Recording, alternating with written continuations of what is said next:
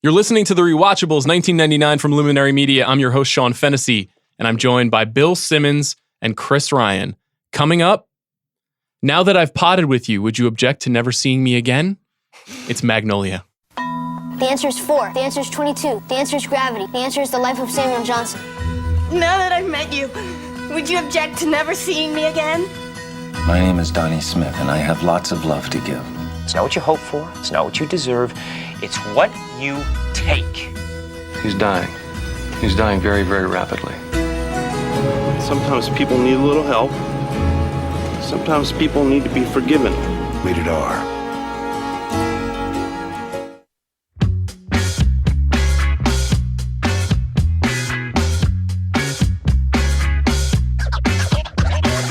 Bill Simmons, Chris Ryan, we're here to talk about Magnolia, which, Bill, you described as the weirdest fucking movie ever made?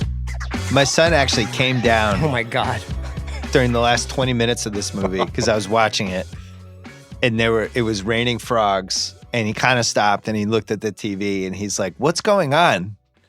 Why is it raining frogs?" And I was like, "Ben, people have been asking this for 20 years. I don't want to shit on this movie because I really like it, but it's also one of the most frustrating movies I think of the last 30 years because there's the potential for it really could have been great." And I think he knows it because when we had him on the podcast, he's like, "Oh man, what was I doing?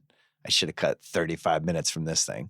Now, what he should have cut, I guess, is its own question. But it's just, there's so many brilliant moments in it. And the fact that Cruise didn't win the Oscar is the biggest outrage, probably, of this entire series of podcasts that we've done. Chris, the he that Bill is referring to is Paul Thomas Anderson. Big hero of mine, as you know. Yeah, I love Paul Thomas Anderson. Where were you when you first saw Magnolia? What stage of life were you at? Way too young to really appreciate what this movie was about, probably. I had not really gotten in touch with like the idea of regret yet, which I think when you watch this movie again, you see that that's how much it's about. It's about whether or not you can move on from the past, whether or not you can atone, whether you deserve to. This is just like the cokiest movie I think I've ever seen. It really like makes Goodfellas, the second half of Goodfellas, seem like it's on like downers. Every single scene, everybody is like panicked and screaming and crying, and they're already in the like mid-crisis. Like there's no like building up to anything. Like everybody is already at 11. And you know, that's saying something, by the way, because Julianne Moore's in Boogie Nights, where she has a whole scene where she's totally coked up with Roller Girl doing coke. Will you be my mom? Can I call you my mom? And she's crazier in this movie. Her performance in the pharmacy makes that look like Helen Mirren. When she's just like, "You got me, lady!" Every scene she has this movie is completely unhinged. And it's like, they don't really make a ton of sense. Where you're like, why is she in her lawyer's office? And she acts the same way in every single office that she goes into, her lawyer, her pharmacist, her doctor. It is just a wild ride. But I have to say that watching it again recently, like it is at times dangerously close to like Crash. Yes. So, I mean, it's really interesting. You called it the cokiest movie of all time. It's not just because of the performances or the storytelling, but even just the way that he sets the movie up. The camera is always moving. It's the fidgetiest movie of all time. Zooming in, panning across the room. It's all over the place. The game shows, especially. Yes. That's Scorsese would have shot it that way. Absolutely. He's aping his heroes, and it's basically like if Scorsese and Robert Altman fucked and they had a misshapen baby, it would be Magnolia. That is kind of what this movie is. He wanted this to be his Altman movie, directed by Martin Scorsese. Exactly. Yes. Yeah. And so the reason this movie happens the way that it does is because, as Bill mentioned, Boogie Nights comes right before it. It's, if not like a major box office hit, it's kind of an announcement of a major American filmmaker. So PTA kind of gets a blank check. It was a beloved attempt. And he says it in all the stuff after. It was the one time people were like, "Whatever you want to do, man." During really the last decade where somebody would say that to a director. Whatever you want to do. Mm-hmm. Oh, you want to make it 3 hours? Great. Do your vision, dude.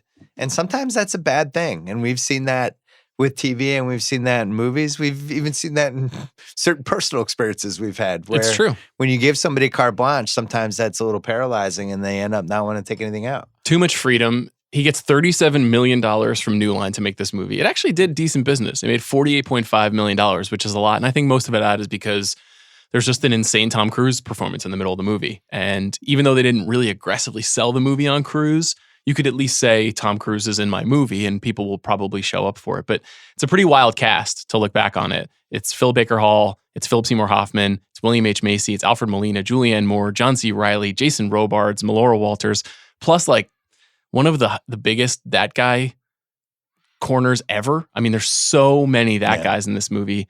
It was nominated. God, just Cruise 20 years later becomes kind of the legacy of this movie. I think for Paul Thomas Anderson, it's the weird movie he had to make. Yes. I thought at the time, I liked this when it came out. I thought it was way too long. I didn't understand the John C. Reilly part at all, and I would have cut that completely. We can talk about that later. Interesting. I think that's an interesting litmus test for this movie is what you would cut. Right. So for me, it was just like every scene with this guy isn't working. I love John C. Reilly, but I understood everything. It was like, this is part of the process. Every great filmmaker has to do some version of this movie. I think the revelation was Cruise. And this is a really fascinating 5-year stretch for him that starts with Interview with the Vampire, where he's like, I want to get weird. I don't really know how to do it. Then he goes back to being Jerry Maguire, where he's basically Cruise. Then does this crazy Kubrick movie, which we broke down on the Rewatchables earlier. Eyes Wide Shut. Then Eyes Wide Shut, culminating in this, which I think it's the best performance he's ever had. And not only should he have won the Oscar, but I got to say, I didn't totally know he had it in him. And that was the revelation watching it the first time. I was like, wow, Tom Cruise, didn't know. Yeah. Yeah, there's been a conversation going around about Joaquin Phoenix and Joker right now, about the acting, the way that a person acts. And a lot of times at the Oscars, the award is for the most acting. It's not for the best acting. Tom Cruise, this is the most acting Tom Cruise has ever done in a movie. He is physically super present, ripping his shirt off, doing gymnastic moves, but also having a complete mental breakdown, giving speeches about respecting the cock. And what does he tame, Chris? Tame the cunt. That's right. It's like an all out. You made Chris say that. That was by design. He got nominated for an Oscar, but he didn't win. He lost to Michael Caine in Cider House Rules, which is outrageous. Just a travesty. It's really bad. He would have won. I think now with the way the internet works, he wins. Cruise and PTA is a really interesting relationship because it's obviously he gives PTA a lot in this movie. And I think that he wanted to be in it too. Yes. And you could make the He argument loved Boogie Nights. that he really looms over Anderson's career in some ways, with The Master especially. And some of the things that Paul Thomas Anderson is interested in and some of the things that are kind of you could shoot through Tom Cruise's life, they're like never really turned into De Niro and Scorsese, but it would have been an interesting what it would have done for Cruise's career in terms of how we view him as an actor, and probably what it would have done for Anderson's commercial viability if they had continued to work together is a really interesting what if. Well, and also, it was at a time when he was still considering this, and something that side of him died in the early 2000s, but he also had this whole Cameron Crowe thing. And even Vanilla Sky, I don't feel like that's a movie he wouldn't necessarily made in 2007. Some switch flipped with him in the early 2000s. The Couch Jump. Well, but that was like 2005. Yeah. I felt like it happened even before that. Yeah, I think he made a couple of movies that didn't do well at the box office, and it was the first time in 10 years that has happened to him, and he got scared. I think he got scared about being the biggest movie star in the world. And so and also he didn't win. I think if he had won, it would have done something different to his mind. Maybe he would have been the star of Punch Drunk Love. Maybe he would have been the star of There Will Be Blood. Yeah. If he had won and people would have said, you are validated. You are one of our greatest actors, not just one of our greatest movie stars. But we didn't get that. There's a director savior complex that Tarantino started in 93, 94. I can unlock this person. Yeah. Yeah, this guy was great. What happened? Almost like a coach or GM trying to find some athlete who had won a Super Bowl at some other team and bring him over and rehabilitate him. And I think PTA got caught up a little with that with Cruise. Like, I'm going to unlock this guy. And, I look at the potential of this movie, and he's had an unbelievable career, obviously. I think we all love his movies, but I do think it got a little goofy there from 2000 to maybe till There Will Be Blood, basically. Yeah, I think he didn't totally know what kind of movies he wanted to make. Yeah, and I think he was a little paralyzed by all the choices he had and all that stuff. But the one thing I was thinking watching this movie, there is a parallel universe with his career where this is just his cast for every movie for Anderson's career. Every 18 to 24 months, he just makes another movie with these like 15 people and they're his regulars because you can see the potential of that. But then he kind of veered away from it. And it's really disappointing because all the people in this movie, except for Melora Walters, who I have never understood, I really think that could have been a cool outcome for him. Well, I think you could make the argument that he poured all of himself into Magnolia, and then he needed to find different ways to interface with the movies and with life. I think that's forward. exactly right. I think that he basically wrote his 1,000-page autofiction, his autobiographical novel about all of the pain that he was having, put it in 30 characters, and tried to make it happen all at once. Yeah, it's telling. I think, we'll probably talk about this, but that Claudia was like his first character, the Melora Walters character. Yeah, who is an addict and has been abused and is like just completely hysterical throughout the whole movie. Yeah, it seems like he's some cross between that character and Cruz. That there's some... But I think also John C. Reilly, and I think also Philip Seymour Hoffman, and I think also Jimmy Gator. Like all of these characters, I think he's kind of putting a little bit of himself into. So it makes for like this really difficult thing almost to criticize because everybody's so fucked up. And the Cruz Robards thing seems intensely personal. Oh, yeah. Oh, yeah. For everybody involved. For all the people. It's Robards' last scene. Cruz is talking about I gotta say that, I know we're gonna get to it, but that's one of the 4 or 5 most raw scenes I've ever seen in a movie. I remember being in the theater for that, and that was one of those you could hear a pin drop, like nobody's even moving. Yes. Just echoing. I know we'll get into the specifics, but were you guys moved on rewatch? Yeah. In some parts, yes. Yeah. I think if you don't respond to the Cruz breakdown scene, like you don't have like a soul. It's just like it's so intense. We're also older. Like when I saw this movie, I wasn't even 30 yet, and nobody potentially dying that I really cared about was even on my radar. Now I'm older, and you think like that I could be in this room with one of my parents. I could be the parent. Like I'm not that far away. Yeah, for sure. And you think like how hard that must have been for Robards just to play that character, because it wasn't like he was going to be around for another 20 years. No, 9 months earlier, he had his own bout with cancer. Yeah. And he fought through it. And that's why he took the part, because he wanted to reckon with that. It's a really, really raw performance by him where it's like the camera, it's just, he looks so old. Yeah. You can see like a scar on his lip and just, he looks like he's dying. It doesn't even seem like there's a lot of makeup. That part's grim. There's not a lot of laughs in this movie. There are a couple if you go looking, but it's not like Boogie Nights, where for every freak out you have something hilarious happening. You have Philip Seymour Hoffman, just being absolutely absurd. Guys, will it shock you to know that Roger Ebert gave this movie 4 out of 4 stars? He loved it. I remember. This was like he was the protector of the flame with this one. Can I read you a quote that he wrote in his review? Yeah.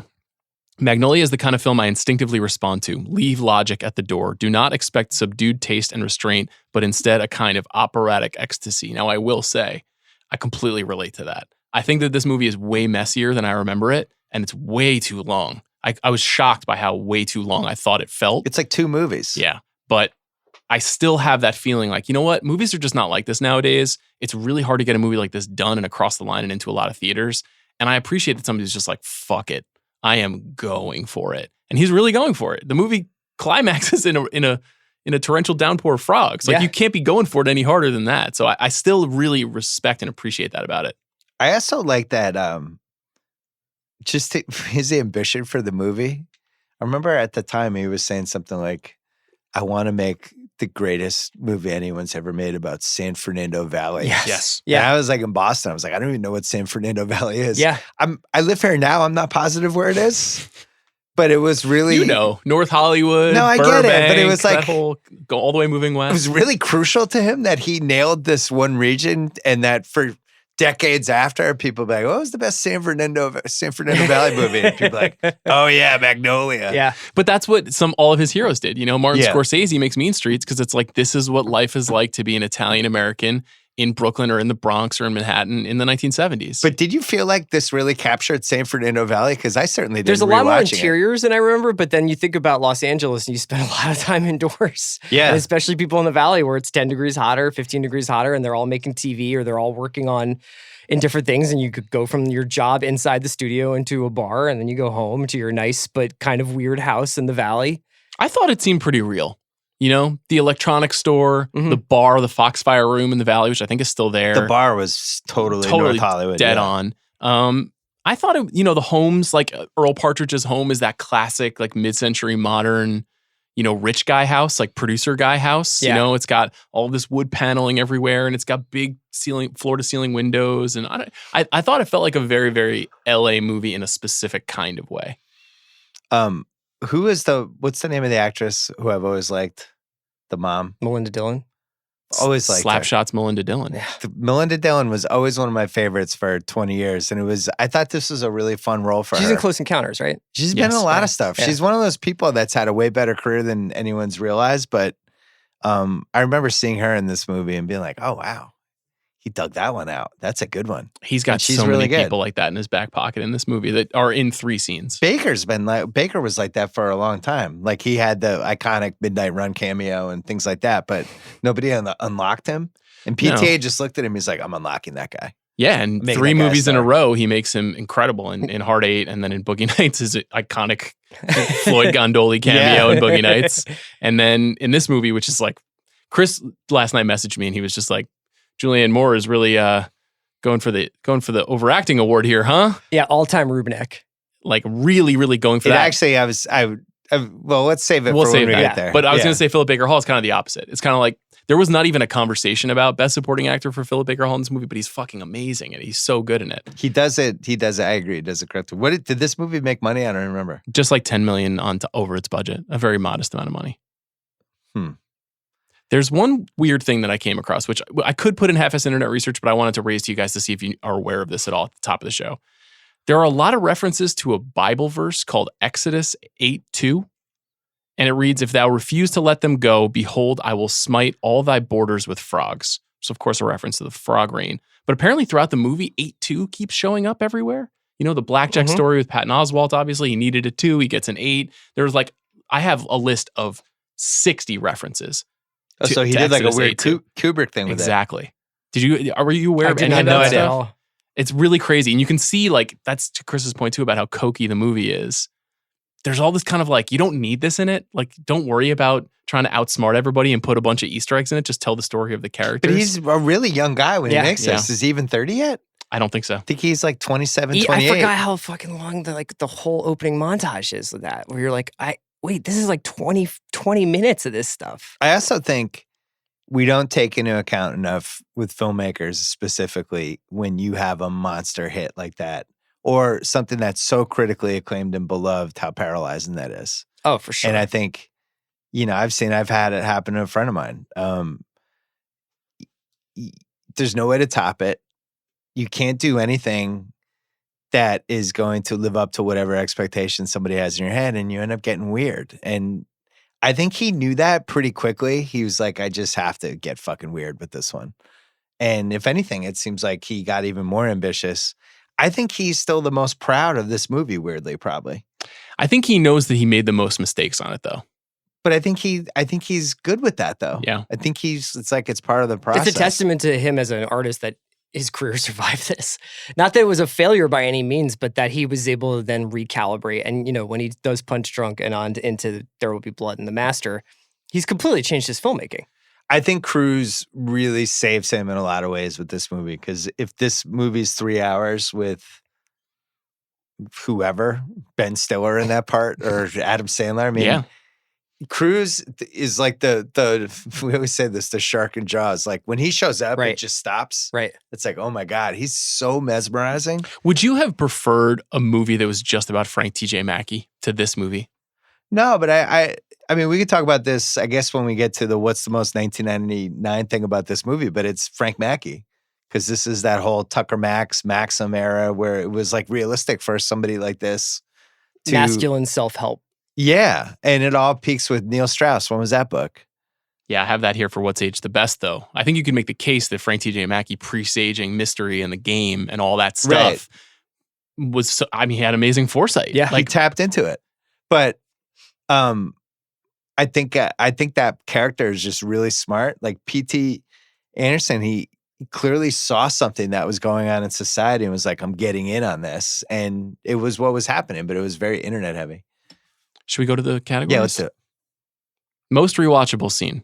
I've got a few suggestions here. I will say, before we get into them, I find this movie a little bit confusing because every time a scene really gets going, he's like, cut onto the next person. I know. He interrupts the momentum of his I characters. agree with you 1000%. It's really confusing that he doesn't let anybody like Even get when a you headwind. you get started like get on Julianne Moore's rhythm, and you're like, okay, like I get it, and she's coming down off of it. Then it cuts away and it goes to like Donnie, and you're like, okay, now we're back like with Donnie the Whiz Kid. Or Cruz and Robards, where first he's like so angry at him. And then it comes back and he's broken down, he's crying, and then it just cuts away again. Yes, it's so it's like confusing. Tom Cruise having the best moment in his career. Peter's like, cut, let's move on. I that part in particular, I wanted to talk about that specifically. But anyway, most rewatchable scene. I think this is a bit of a controversial suggestion, but I'll say the opening vignettes as rewatchable scene. Maybe it's just because I've seen those scenes the most, but the story that Ricky Jay narrativizes and explains to us about how sometimes things happen in the world and we can't explain why. They just happen. And it's smart. It's an interesting portal into the movie, and it's like a thematic table setter. Do you guys like those scenes when you were revisiting them? I liked it. I think we can throw this category out. It's not a movie that's strung around like the most rewatchable scenes. It's not. I mean, the answer is like basically every Tom Cruise scene. Yeah, I would say like, I agree with you. I think the vignettes are really dazzling the first time you see them, and then the next subsequent times you're like, okay, like we could get through this. I actually really love the Patton Oswalt scene, that one. I did the too. scuba diver. The suicide jumping one. I was like, I get it. Like weird things happen. Feels a little more drawn out. The ones that I listed were Frank T.J. Mackey makes his grand entrance, Respect the Cock and Tame the Cunt. It's great. To That the scene's 2001 music. Yeah. Julianne Moore's Pharmacy Meltdown. Yep. The Frog Deluge, obviously. Yeah. Because it's the first time you saw the movie, you're like, what the fuck is going on here? And then Stanley Needs to Pee. What's the problem? What's the problem here? Nothing happened. I'm fine. Why didn't you answer those questions? I didn't know the answer. Bullshit! Bullshit! You know the answer to every goddamn question, and I knew the answer to those questions. I'm not half as smart as you, so what the hell happened? I don't know. He pissed his pants. Relax. I pissed your pants. No, I didn't. I'm fine. Stand up. I said I'm fine. Stand up. I'm fine. Oh, Jesus, Stanley, what the fuck did you do that for? I just want to keep playing. I'll keep playing. I'm fine. That's great. I mean, you know. During the game show. For me, it's Cruise and Robards. If I'm flipping channels and that's about to come on or it just started, I watch it because it's just an incredible scene. God damn it, you fucking asshole. Oh God, you fucking asshole, don't go away, you fucking asshole, don't go away, you fucking asshole. Oh God, don't go away, you fucking asshole. And it's weird to say like the most depressing scene of the movie is the most rewatchable, but it's just such an unusual Cruise performance. And I would say when he comes, it starts even when he comes to the door. And he's like, The I'm going whole to drop thing. kick these fucking dogs. Love it's all of it. And then him Phil? and Hoffman. And then, in that scene when he starts breaking down and he pans back and Hoffman's in the background and he's crying. Yeah.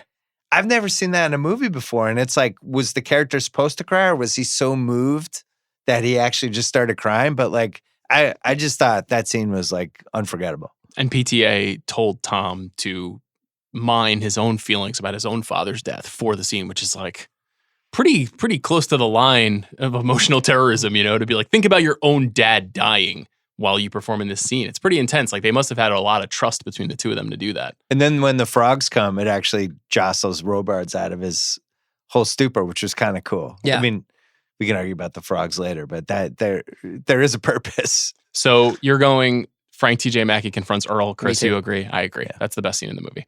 What's aged the best? We already said Frank T.J. Mackey and The Game and Neil Strauss and all that stuff that he got ahead of. I think that whole character, that whole performance, all of it is amazing. I like seeing Patton Oswalt in this as the blackjack dealer because this was really, really early to have Patton Oswalt in a movie. Yeah. I don't even think he was like famous enough to be on Kimmel's show when I moved here 3 years later for Kimmel. I probably hadn't seen him do stand-up comedy in 1999. He's also one of those people that has looked the same for 20 years. That's true. Yeah, I'm sorry, I interrupted. That's okay. Amy Mann soundtrack. Love it. Really good. Obviously a huge inspiration for the movie. It was a huge part of the whole like Paul Thomas Anderson's making a movie, but it's all Amy Mann songs in there. Yeah.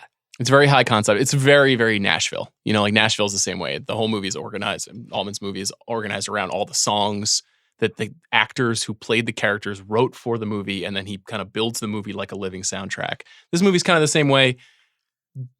I'll save one thought about Boston's it. Boston's Amy Man? Yeah. You a big Till Tuesday guy. I am. Yeah, I figured you were. I've always wanted somebody to make a movie of all Counting Crows songs from their first 2 albums, which makes me, I think, strange. But I like the concept of taking one artist and, you know, taking the music from some time period in the artist's time and weaving that through the movie. It's effective. I think she's perfect for this. Yeah, she's absolutely incredible. It's also, well, we'll get to that. The frantic, coked out shooting style. I think maybe it's not aged the best necessarily as a way to watch a movie, but it is like certainly aging not for well more than 3 hours. No, yeah. but it's aging well to represent where this guy was at this time in his life. Yeah. Well, it's also something that I think has been ripped off. Now, you could argue it rips off Scorsese and some of the Goodfellas stuff, but I do feel like that specific style and what he did in the game show and stuff like that. One thing you can tell when you watch a movie assembled out of that, though, is you have to be really fucking good to pull it off. And he's good. You know what I mean?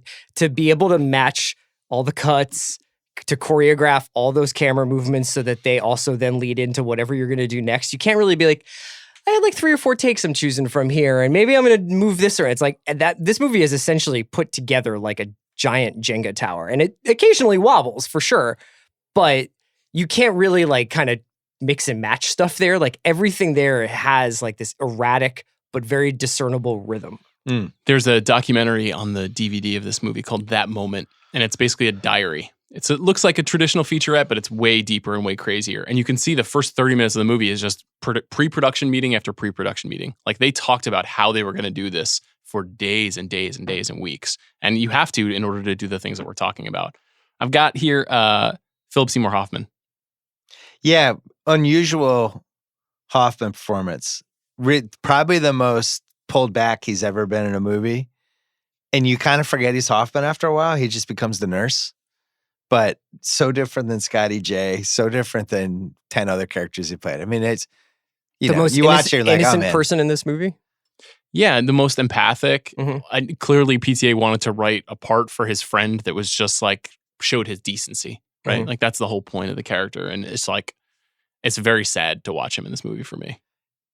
It's sad when you take this and you take 25th Hours, probably 3 years after this, but a similar type of character. But this was when, I think from 99 on, he really figured out like what he was trying to do with his career. Yeah. And trying to play different people that stood out from the next person he played in the last person. Best actor of his generation. I also wrote down Supertramp. Mm-hmm. 2 pretty jammin' Supertramp songs in this movie. Pretty good. In general, the music's great in this movie. Phenomenal. Yeah, He's always Supertramp had- is very well used. I would throw in the bar as just the best possible bar. And I also Firefox. really like the obviously gay bartender who was like the classic beefcake bartender who would be in a bar like that. Yeah, Brad. Who's flirting with the guys who are 30 years older, but none of them actually have a chance. And Also some LA shit. Yeah. there was like just very inside LA. I liked it. Anything else on What's Age the Best?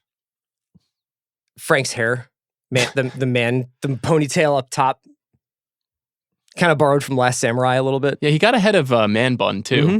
Cruz's character is really ahead of the curve. I'm excited for What's Age the Worst. I'm going to read you a quote for What's Age the Worst. You ready? Okay. This quote was from 1999. It's Paul Thomas Anderson. I have a feeling, one of those gut feelings, that I'll make pretty good movies the rest of my life. And maybe I'll make some clunkers. Maybe I'll make some winners. But I guess the way that I really feel is that Magnolia is, for better or worse, the best movie I'll ever make. Ron Howard narrator voice. It wasn't. It was not. Yeah. That's amazing. It's probably the one he was the most personal to him and that he loved the most. Yeah. You could make the But I'm case sure that he'd it is do his 20 things over. But you could make the case that it is his worst movie. It is his movie with the most flaws, which is amazing. He also made There Will Be Blood, so that conversation's over. But here I should have said this for What's Age the Best. One of the fun things about rewatching this movie is all the things you wish he hadn't done.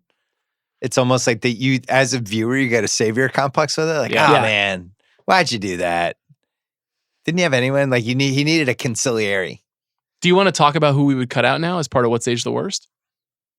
I just think the whole John C. Reilly thing just didn't work. And I felt that way for 20 years. I know other people feel differently about other characters. Julianne Moore is definitely too dialed up. It's way too long. Way too long. I'm not even really positive you need all the game show stuff, which was great. I was going to say that you could actually lose Stanley and Donnie, and it's more or less the same movie. Who's Donnie? WizKid? Oh, yes, Donnie. Yes. Like the Macy, the old WizKid and the young WizKid. But I think this is kind of the point of the movie is everyone's going to have a different thing you could probably lose. Like when we did For Love of the Game on here, it was so clear like what you just take out 35 minutes of Kelly Preston scenes. It's a better movie. And this, it's like I think everybody would have their own opinion. Yeah, for sure. I think the game show stuff is really compelling and captivating. I'm ultimately not positive what's in the movie.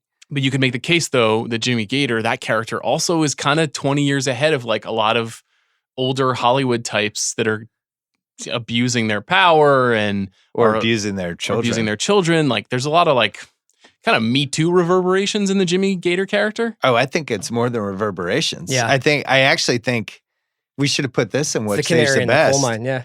It's watching this now in the Me Too lens, knowing that he intended this guy to be a Me Too character, but we didn't realize that in 1999, I thought. Yeah, and you got to know PTA's father, Ernie Anderson, was worked in broadcast television for years. He was the voice of ABC for many. Was it ABC? Yeah, ABC for many years, and PTA grew up around a lot of people like Jimmy Gator. He knew a lot of people who were on television who did bad things, creepy, gropey people. I think the number one what's aged the worst for me, and ironically, I feel the same about Boogie Nights, is I just never understood the Melora Walters thing. I don't get it.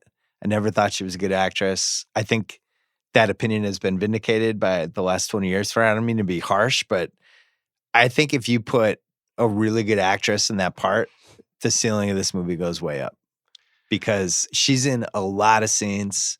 It's a really complicated part. She's a druggie. Her life's fucking shambles, but I'm supposed to feel bad for her. There's a lot to work with. There's big range with emotions and stuff she's supposed to have. I think there should be a sexiness to her that I don't feel like she has. And then in the end scene, she's just kind of a zombie. And I don't think the last scene works. And I think one of the reasons it works is because I never figured out what her character was because I don't think she's a good actress. Chris, what do you think of Melora Walters? I think that she's just like playing at a very specialized frequency. And you're going to get reactions like Bill's and you're going to get reactions of people who are like, I know exactly who that is.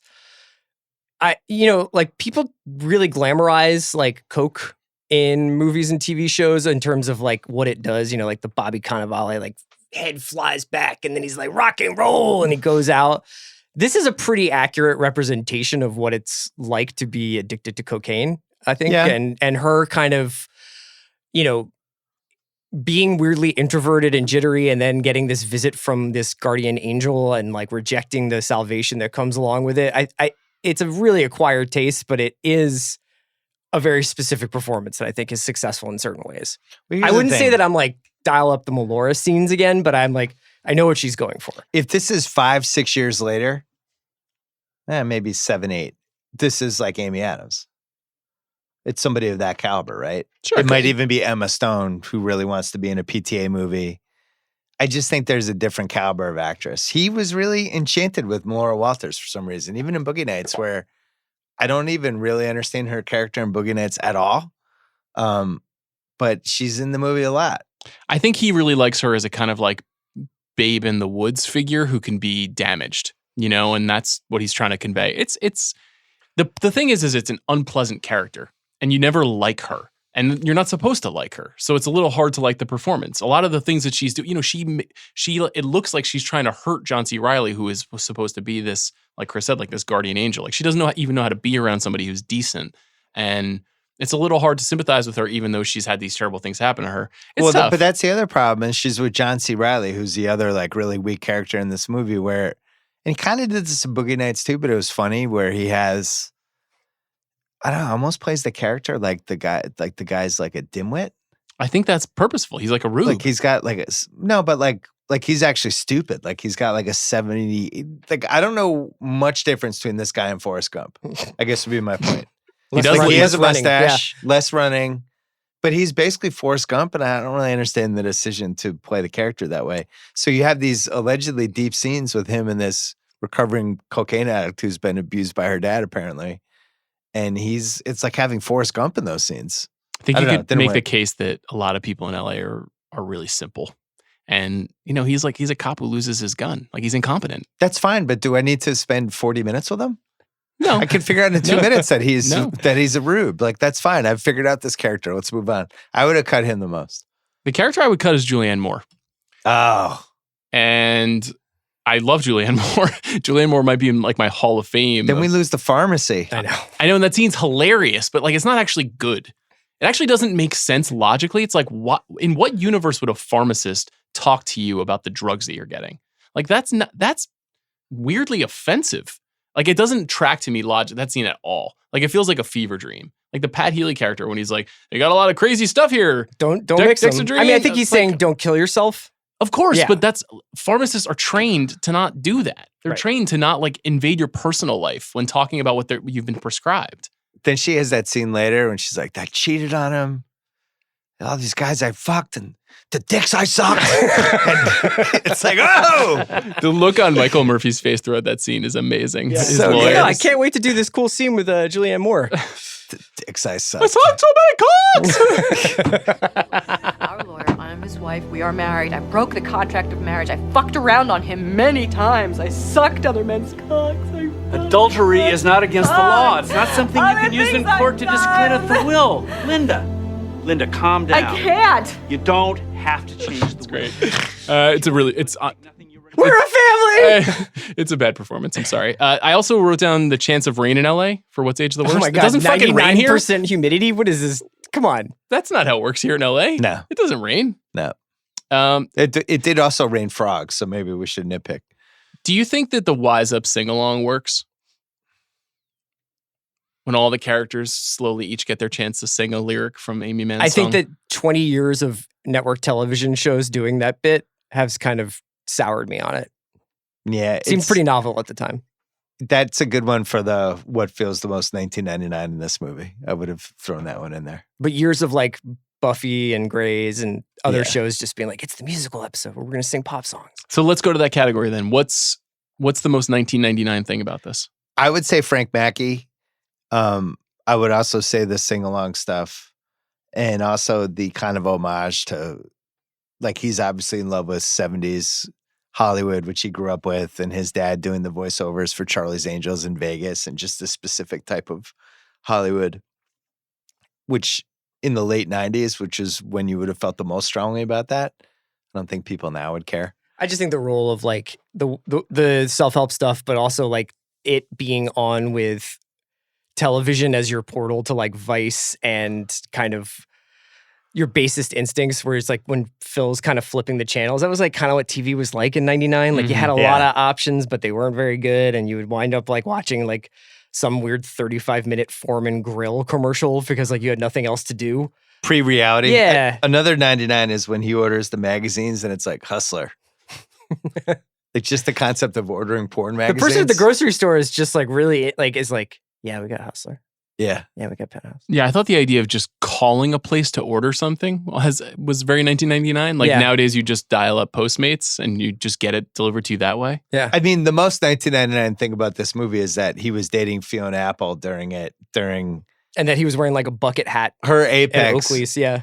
I think they definitely probably didn't bring out the best in each other after a while. And it's hard for me to separate Magnolia from that relationship, which I always thought would have been a top 5 documentary that will never happen. There's some scenes in that moment, that documentary featurette that I'm talking about, where it's in post-production, the movie's being edited, and Fiona is in the editing suite with PTA. And she is doing a sort of interpretive dance as the movie. And he's directing her, and she's like shrinking down and getting very small. And then she's exploding and getting very big. And while he's directing her, he's describing what the criticisms of the movie either are or are going to be. You were too ambitious. You're too long. You think you're better than you are. And it's crazy how smart and ahead of the curve and inside of his own mind PTA is. And the way that he's basically using his like genius pop songwriter girlfriend to be like his portal into talking about all this stuff. It's just, I would highly recommend people watch that documentary. It's so wild. I think it's my favorite celebrity couple of all time. They're wonderful. Bill. Because when she put that first album out, it was so intense. And she was so obviously like damaged from whatever, but able to process it into all this music.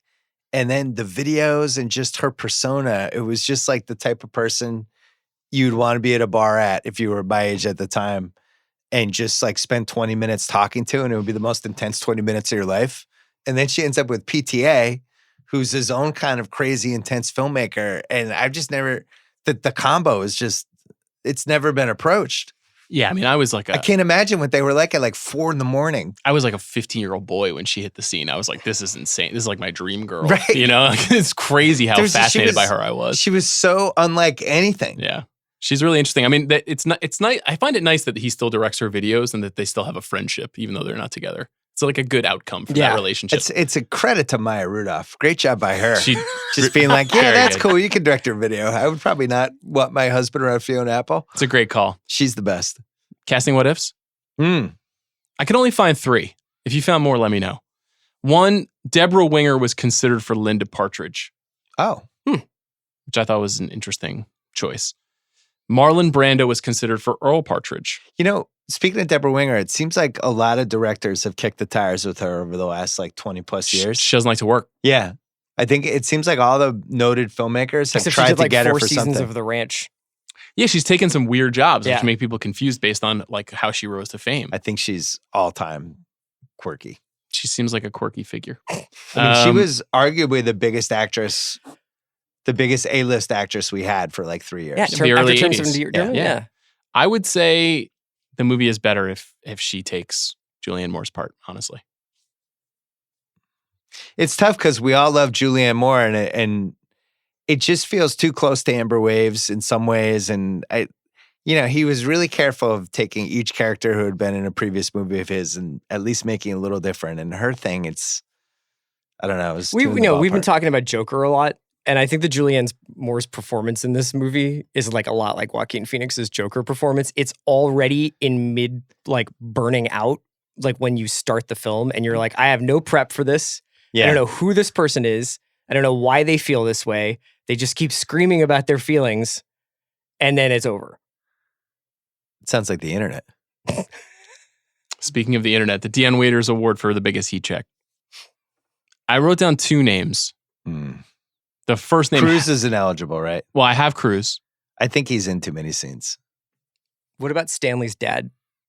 So I think he could win all of the awards. Michael Bowen is his name. The overbearing dad? Yeah. Yes. I think that he could win heat check, that guy, and overacting. It's tough to take overacting from Melora or Julianne, but he's in the conversation. Julianne, we'd have to rename the award for her. Yeah. What's her character in this movie? Linda Partridge. Yeah. Her in the pharmacy is, since we've done I think 85 rewatchables on the MedFit. It's so insane. It's one of those scenes that if you're watching in the living room, if somebody walks by, they think like a nuclear apocalypse is happening or something. Yeah. I think when I was a kid and I saw the movie, I was like, this is really deep acting. Yeah. She's really going for it. And then I watched the movie now and I'm like, what's wrong with her? Fuck you too! Don't you call me lady! I come in here, I give these things to you, you check, you make your phone calls, look suspicious, ask questions. I'm sick! I have sickness all around me and you fucking ask me my life? What's wrong? Have you seen death in your bed? In your house? Where's your fucking decency? And then I'm asked fucking questions. What's wrong? You suck my dick. That's what's wrong. And you fucking call me lady? Shame on you! Shame on you! Shame on both of you! I don't think anyone in real life has ever been this upset that wasn't a risk to themselves. Yes. It's weird that there are 2 frantic, bizarre, drugged up women in the movie. Like we could have done without one of them. Or is it weird? Well, nevertheless, I wrote down. There's a lot of pairs. 2 whiz kids, 2 patriarchal film television figures, 2 very drug-addled women. That's true. Yeah. What other Dion Waiters nominees do you have? It's weird because so many people are in this movie for around the same amount of time. There's not a lot of Dion Waiters performances. What do you think what about Felicity Huffman? She's just good. She's in like good. 3 scenes just being like evil You Felicity can't Huffman. piss. Yeah. She's good. I think Louis Guzman as one of the contestants on the game show is really good when he's talking shit to the little fat kid. That part is great. Who's the guy who talks to Macy in the bar? The old guy who's like, you're dull. Oh, Henry Gibson. Yeah. Who is one of Robert Altman's go-to guys over the years. He is a classic. He should win the That Guy award. He's on my list. Yeah. He's going for it too. I can't even remember what my favorite Henry Gibson is, but I feel like he's been in 140 movies. It's dangerous to confuse children with angels. There's just a mountain, an absolute mountain of half-assed internet research. I feel like we should just publish it rather than read it all here because we're going to waste too much time talking about it. Is there anything in particular that you need me to say about all of this Just stuff give us here? like your best. Yeah, what's your things. favorite joint? Well, I just referenced this, but you're working out your psychoses on everyone else's 850. I still love you, but you're no Boogie Nights. That's PTA play acting as the public's reaction to Magnolia with his then girlfriend Fiona Apple, who was play miming as the movie Magnolia in that moment. Oh man, the 90s. I gotta find that. Very special. Do the Hoffman Cruise one, that nugget. Which one is that? Why don't you do it? Okay. Philip Seymour Hoffman stated during the deathbed scene, everything after Frank's "I'm not going to cry for you" was improvised by Cruise. Cruise didn't feel the scripted lines worked, and Paul Thomas Anderson told Cruise to think of when his own father died and let it move him. During the next take, Cruise broke down sobbing, resulting in the scene in the film, and Hoffman stated Phil's reaction to Frank's sobbing was his own, since he didn't know Cruise would enter such a zone, and he felt the purity. Oh, so he did cry. Yeah. And that shot, it's a very theatrical scene because it's just these 3 actors, but Hoffman's like still acting out of focus in the background. It's unreal. That's amazing. That's definitely the best scene in the movie. New Line wanted to push this movie as a Tom Cruise movie, but PTA refused, saying it was an ensemble piece. He ended up designing the poster and edited the trailer himself. So I knew that. I remember he made the poster himself, which is like the height of, somebody who's been told, do whatever you want. Yeah. Pretension, but also like creative freedom. That's where the right studio should be like, hey, dude, we're designing the fucking poster. We have 5 people who know how to do this. Yeah. Yeah, we're good. PTA screened the film Network to his production team before filming began. This was my favorite movie when I was a teenager. This movie kind of intersects a lot of my interests. Before Anderson became a filmmaker, one of the jobs he had was as an assistant for a television game show, Quiz Kid Challenge, an experience he incorporated into Magnolia. He also claimed in interviews that the film is structured somewhat like a day in the life by the Beatles. It kind of builds up note by note, then drops or recedes, then builds again. I mean, there's just a number of items along these lines. Maybe we should keep it moving to keep the show moving. The word fuck is used 190 times in this movie. Wow. Also, the telephone number 877 Tame Her is shown on the Seduce and Destroy infomercials within the movie. Dialing this number used to give a recording of Tom Cruise giving the Seduce and Destroy Remember pitch. when people used to do shit like that, where it was like, Yeah. that phone number in the movie, if you call, it's like Robert Redford tells you the weather. That should have been what's the most 1999 about this movie, that they'd had the Tom Cruise answering the phone gimmick. That was really good. Over 7,900 rubber frogs were made and used in the frog scenes. The rest were created by CGI. No real frogs were harmed during production. Oh, damn it. For what stage the best, we should have put how realistic the frogs were. It works pretty well. Yeah. For 1999, they really seem like they're just killing frogs. I agree. I'm going to go to Joey Pants Award here. Okay. I got a lot of candidates. Just run through them. Michael Bowen. He's the dad. Patton Oswalt. I mean, Michael Bowen's probably the winner because I didn't know what his name was.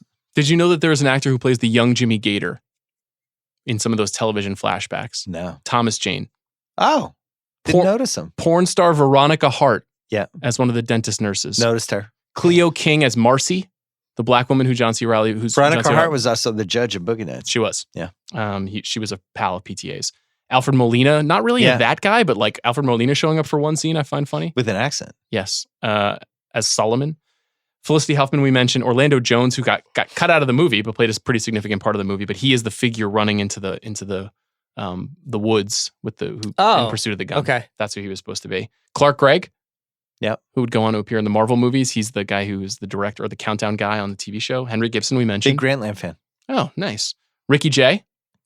Oh, is a PTA staple. Jim Beaver, yeah. Jim Beaver from Deadwood, who is at the bar with Henry Gibson and Quiz Kid Donnie Smith. I think the answer is Michael Bowen, but I also think Henry Gibson should get a career achievement, and possibly this should be even named the Joey Pants Award, should be the Henry Gibson Award, because I can't even imagine how many movies he's been in that I've seen. He's iconic in the I would say in the Ricky Jay Burbs. just he also narrates the movie. Oh, I like Ricky Jay. The Saul Rubinek Award for overacting. What's Julianne Moore's character's name? Linda what? Partridge. The Linda Partridge Award for overacting? Yeah, I think we're renaming it. I'm The pharmacy down. scene makes the Saul Rubinek scene look like he's pulling it back. Is there a case to be made for Tom Cruise in this category? No, how dare you?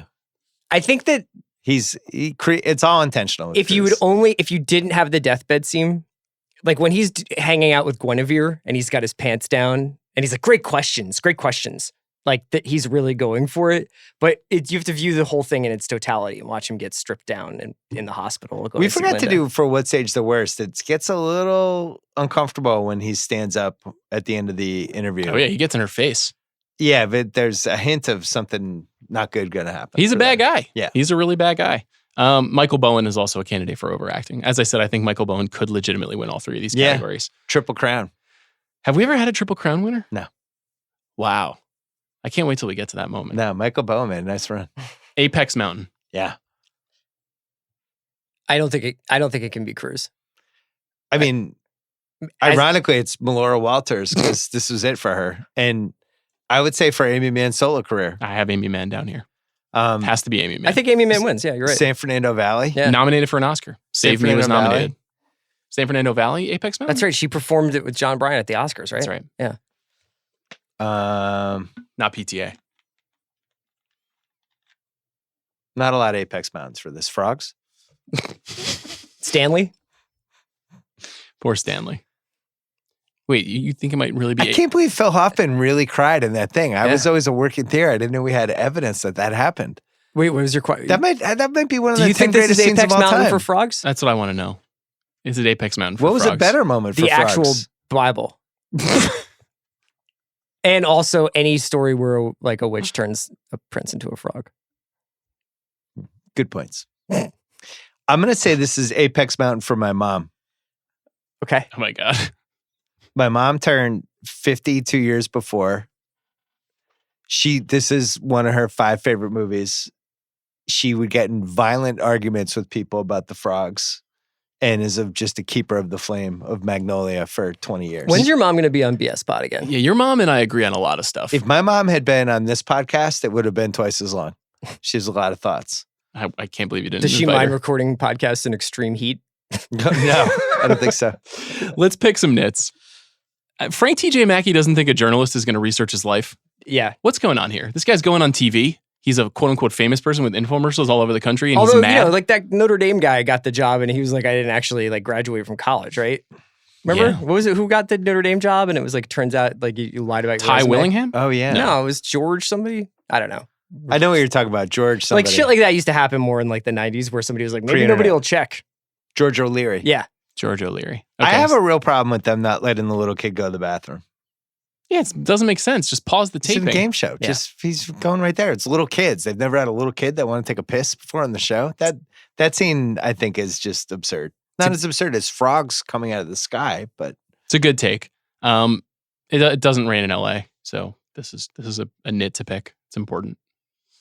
William H. Macy's dental work. His teeth just didn't seem that bad. No, he didn't have like buck teeth or something. It's a fine little wrinkle. It's weird that it's like the entire driving force of his character. This is kind of a nit, but kind of a purposeful thing that PTA does, but I want to point it out. At one point, Quiz Kid Donnie Smith says, Samuel Johnson never had his life shit on and taken from him and his money stolen. Who took his life and his money? His parents, his mommy and daddy? Make him live life like this? A man of genius who got shit on as a child? Actually, all of those things happened to Samuel Johnson. He was a child prodigy who was exploited by his parents. His parents also stole all of the money he made as a child prodigy. Good stuff. I have another small nit. I don't see Jason Robards and Julianne Moore together. Oh, I do. I get that completely. You think so? Yeah. A trophy Yeah. wife? Yeah. Those two together, though? Yeah, he's Aaron Spelling. He's Aaron Spelling. He's got a wife who's 25 years younger than him. I just meant the two people. I'm not even talking about the concept Well, we don't of get a to see trophy wife. Robards upright, so you wouldn't see that their Just don't feel interaction. Okay. Don't feel like Robards that's- is a complicated dude, man. If you ever read Lauren Bacall's biography, he had some complicated. tough It's times. A nice way of putting it. He was some scary stuff in Robards' life. The goddamn regret, which is the thing that he says when he's giving that kind of wandering speech, is like you really feel like he's actually saying it. When Linda Partridge is swallowing pills in her car, it's raining outside. A few minutes later, when she's passed out, the car is bone dry. One mistake. Best quote: "We may be through with the past, but the past is never through with us." It is in the humble opinion of this narrator that strange things happen all the time. And so it goes, and so it goes, and the book says, we may be through with the past, but the past ain't through with us. Too obvious? I'm not gonna cry for you. Respect the cock? Bill? Probably the most memorable. Respect the cock is incredible. Can we just hear that whole speech, Craig? Respect the cock. And tame the cunt. Tame it. Take it on head first with the skills that I will teach you at work and say, no. You will not control me. No. You will not take my soul. No. You will not win this game. Because it is a game, guys. You want to think it's not, huh? You want to think it's not, you go back to the schoolyard and you have that crush on big-titted Mary Jane.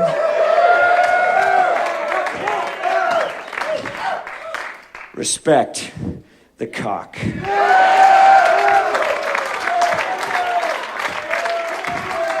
You are embedding this thought. I am the one who's in charge. I am the one who says yes, no, now, here. I loved her. She knew what I did. She knew all the fucking stupid things I had done, but the love was stronger than anything you can think of. The goddamn regret. And I'll die now. I'll die, and I'll tell you what, the biggest regret of my life, I let my love go. Goddamn regret.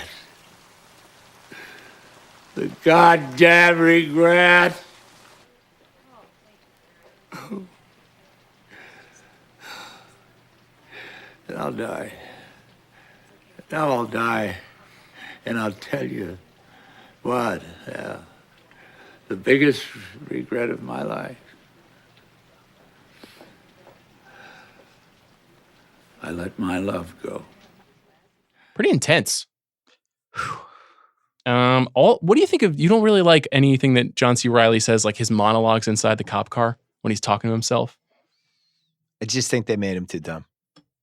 I'll never change that opinion. Take that opinion from my cold, dead hands. What about when Guinevere and Frank, TJ Mackey, are talking and she says, "Come on, Frank, what are you doing?"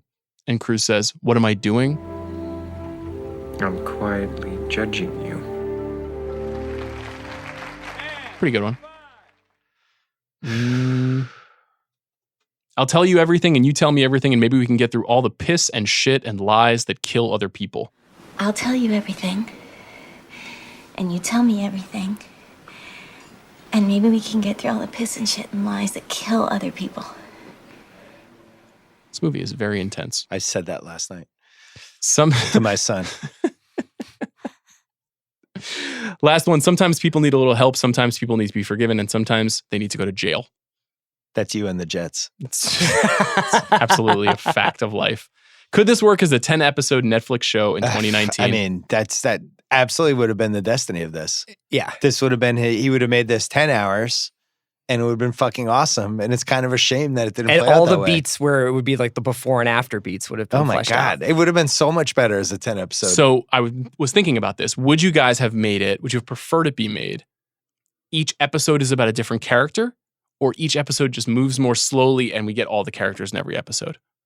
I think you do each episode centers around a character, but then the first and the 10th probably tie people together. Yeah. And then in the background of these, you get moments with other characters. That would have been cool. Yeah. I don't think there's ever been a better example of this would have been better as a Netflix show, in my opinion, for that we've done as a rewatchable. Unanswerable questions. Yeah. What's up with the frogs? I mean, that's the most unanswerable question we've ever had. It would be It's completely insane. the I don't know biggest how anyone story comes in up on it. America for a year, if that happened, right? A decade. Yeah. a generation. Bigger than Daryl Morey in China? This is me not commenting. Do you think that it only rained frogs in the San Fernando Valley, or did it rain frogs nationwide? Here's the thing with the frogs that my mom has drunkenly explained to me more than once at dinner. It's not about whether it's realistic or not. The whole point of the movie is you never know when something crazy is going to happen that alters whatever you thought was going to happen and goes in another direction. So he's like, here's the single craziest thing that could be the example of this. But it's is it any fucking crazier rain than frogs. anything else that happens in your life? Yeah. And actually, it's kind of brilliant. In the movie theater, especially 1999, not knowing, and they were pretty good at keeping secrets. So it was like, you didn't know that was coming. And when that first one hits, it was like, is that a fucking frog? And then the next one hits, and Riley's freaking out. And it was unforgettable. I love that moment when Melora Walters is sitting in her room doing lines, and she's got the sheet up, and you can see one frog fall, the shadow of one frog. And you know that she's like, am I hallucinating this, basically? Yeah. And then it leads to Melinda Dillon going to her house. And I mean, it changes all of these different things, which is he set up in the movie 17 hours ago at the start of the movie. Yeah. But I don't know. I thought it worked. It's crazy. My mom's talked me into this. She's beaten me down. I think her case is really compelling. I think it's actually one of the things in the movie that I wouldn't change at all. I think it's a really kind of quote unquote brave and really fun choice. It should have made the movie like really more of a phenomenon. Also, the poster, there were falling frogs. So the fact that we didn't see this coming, it's on us a little bit too. It's interesting that this movie comes out the same year as Fight Club, which was another like super masculine, guys need to grab control of their destiny kind of thing. It really did. This really was an era. This was also like an "Is this really happening?" kind of movie. Yeah. Oh, you yeah. know, like that's something that a lot of Blair Witch was the same way. A lot of the movies, being John Malkovich, a lot of the movies we talked about on this show are really like, Three Kings? What's going on here? Is this real, or is this just in my imagination? Nobody would ever make this as a movie now. No, it would automatically. It would automatically be sold to Amazon or Hulu or Netflix or HBO Max or whatever. Unless the William Macy character was the Joker's origin story.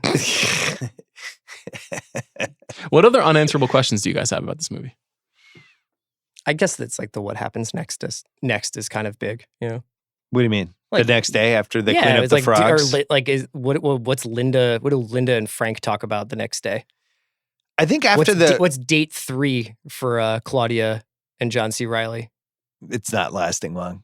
I think after the Trump presidency, the frogs are way more realistic. Like Trump's our president. He's been the president for 3 years. He was hosting a reality show and was just a bozo and became the president. And I think that makes the frogs thing makes me think there's a puncher's chance it could happen in our lifetime. Frogs come on the rewatchables. That's all I have to say. We got to do Who Won the Movie. I'm about to ask you. Who won the movie, Bill? I mean, Cruise. But, I was thinking about this yesterday, and I know it's one of the reasons my mom loves this movie so much because she has some unresolved stuff with her mom because her mom died when she was 16. I think this movie did the best example of when you realize somebody that you love is about to die, but you have so much unfinished business with them, you don't know what to do with it. And that's been a theme in a lot of different movies. And I think for whatever reason, this movie did that the best, which is why I'll always defend it. I think it's super flawed. It's way too long. Half of the characters don't work, but man, it taps into some shit. people use the Freudian motivations and the childhood trauma as explanation for future behavior in really flippant and easy ways. In superhero movies and pretty much anything, it's like because of my dad. But this movie really like grapples with it. And it really grapples with the idea that this stuff is so fucking complicated and that sometimes you can love somebody who's a demon, and that sometimes you can find love with somebody that doesn't make any sense to like a movie-going audience.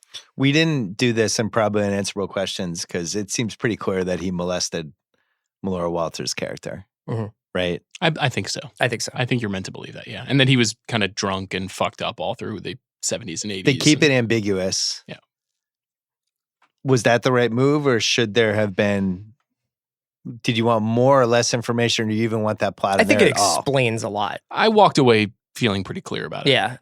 But did it need to be in the movie? I mean, honestly, I always understood it a little bit as a a nod to the Woody Allen story. And that there is a very clear kind of like, we can't say for sure if you're sympathetic to a person that says that they're a victim, then that is what happened. And if you're not, then you're not. But I mean, it's very, very similar to that story. Cruise wins. Cruise wins. I can't believe Cruise never won an Oscar. It's not over yet. Mission Impossible 7 coming soon. I think it's over.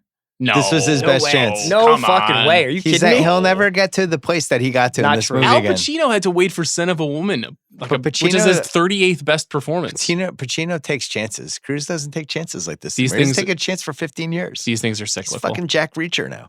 He's going to come back around. I'm confident that he's going to go for it one of these days. I don't see it.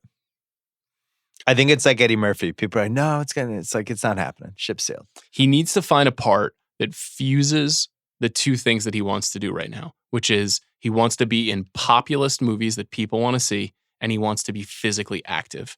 So he needs to play like a boxer, or he needs to play like a military person in a serious movie made by a real filmmaker. Or a marathon runner.